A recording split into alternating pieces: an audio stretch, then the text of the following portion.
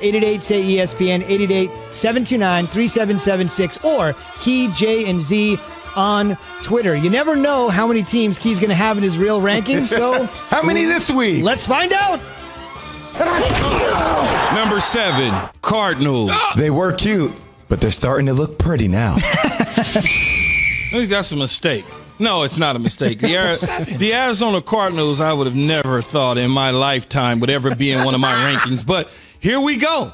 You know, Kyler Murray and Cliff Kingsbury are certainly getting the attention of the NFC West.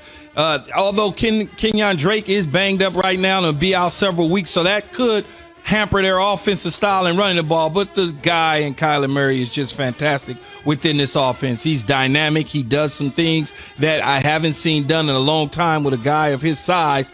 Being able to deliver the football in sync to DeAndre Hopkins, a huge weapon for them. And their defense played okay. They got to shore up some things on the defensive side of the ball because Seattle this past weekend somewhat had its way with them from a defensive standpoint. But you got to give it credit. Arizona's playing well. I take nothing away from them. Let's go, Mighty Mouse! Number 6, Ravens. Big trust. Woo, woo. You know, the Ravens, you say, well, they were sitting at the 5 spot last week. They just slightly dipped down to the 6 spot. I just, you know, watching them, I don't really know what they are offensively. I gotta see it. I gotta keep seeing them because they haven't been able to just wow me from an offensive standpoint outside of Lamar Jackson. I want to see what they do when it really comes down to coming from behind and throwing the football. They're still in the mix, though.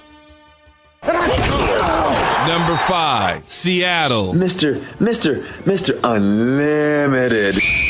Well, Seattle was the number 1 team last week on my rankings. They dropped to number 5, which, you know, people would say, well, how can they go down that far? Because the other teams are better than them right now, from my eyes. Based on the fact that you allowed Arizona to do what they did to come back when you know what this dude, Kyler Murray, is capable of doing to you, and Russell Wilson, you know, turn the ball over a couple times, doesn't mean that they won't be back at number 1 at some point throughout the rest of the season. But as of right now, they moved from 1 down to 5 with 4 other teams moving in front of them. Number 4, Green Bay. RELAX. Relax. Well, I am relaxed. They were number 7 last week. Now they move all the way to the 4 spot because once Devontae Adams got healthy, much like that young man said who tweeted at us, that offense is pretty lethal. When he's on board and he's healthy and ready to go, it just adds a different dimension to what Aaron Rodgers is capable of doing on the offensive side of the ball. So they moved from 7 to 4. Their defense could get better throughout the course of the year, and I think that they will get better. This is one of those top 3 teams in the NFC that we'll be talking about come late December. Number 3, Tampa Bay Buccaneers. Come on now, fellas. Let's answer the bell. Now let's go. Yo soy fiesta. Now, the Buccaneers were not in the rankings last week at all. They jumped ahead of everybody. Doesn't mean that if I had an 8, they wouldn't be 8. But they jumped all the way to number 3, not in the top 7 last week because, look, the old man at 43 years old looks like he's 33 years old. I mean, Tom Brady with the weapons that he has, and they're getting ready to add Antonio Brown to the situation. The calls, think about it. They're getting ready to add something that everybody else, for the most part, wanted in the NFL. Seattle wanted him so bad that Tampa Bay jumped in front to get the deal done. He's going to add an extra element to this team. We'll see them late in December in the NFC as well. Number 2, Pittsburgh. The last game was the last game. This one was just.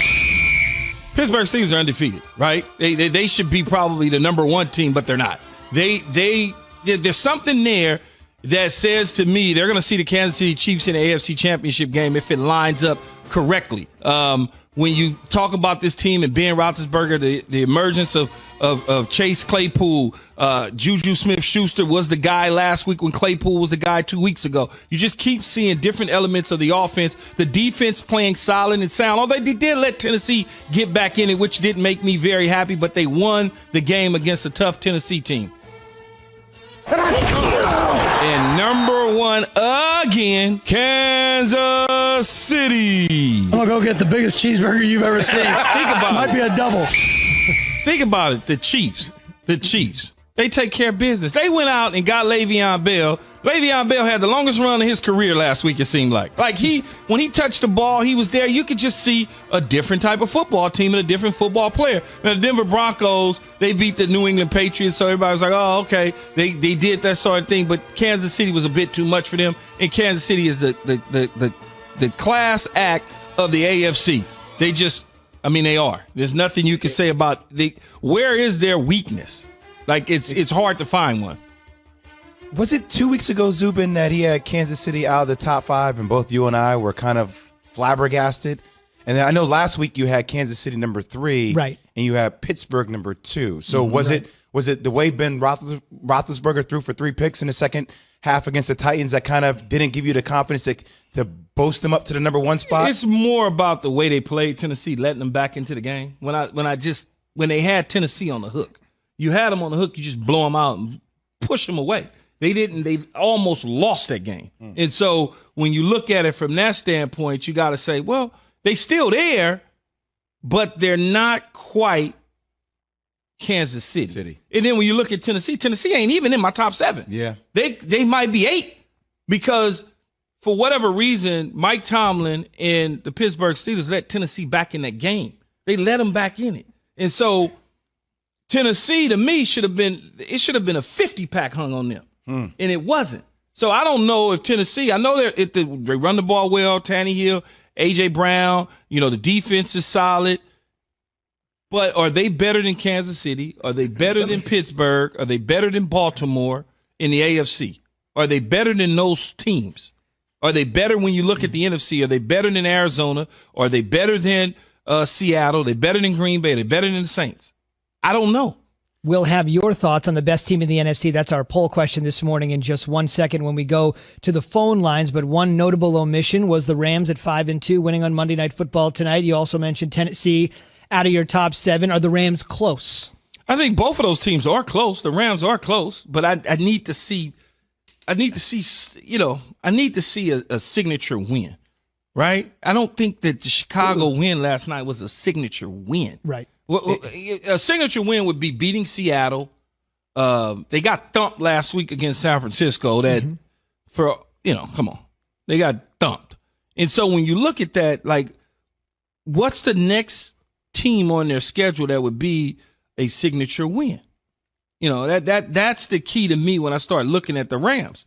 Well, it's their first win against a team with a winning record. So and in Chicago, is it Chicago? Exactly. It's Chicago. I understand it's a winning record, but is the record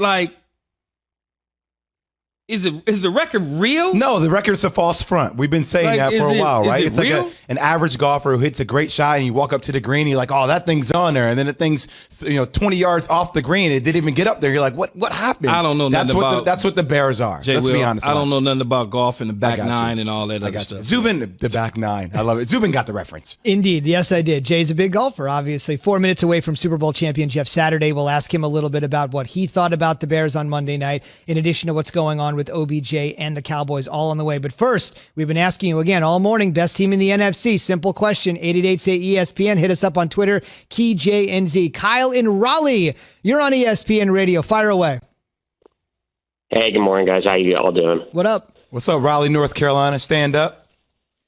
That's right, Jay Will. Hey, I think, honestly, the best team in the NFC is the Seahawks. I know their record doesn't really stand out with the teams they've played. Their defense is no longer the Legion of Boom, but, man, they've got a Legion of Zoom, right, with DK Metcalf, with Tyler Lockett, Russell Wilson just cooking like nobody's business. I mean, they screwed up against the Cardinals, don't get me wrong, but I honestly, as much as they have struggled on defense, their offense is just lights out, and I think that's going to carry them pretty far going forward.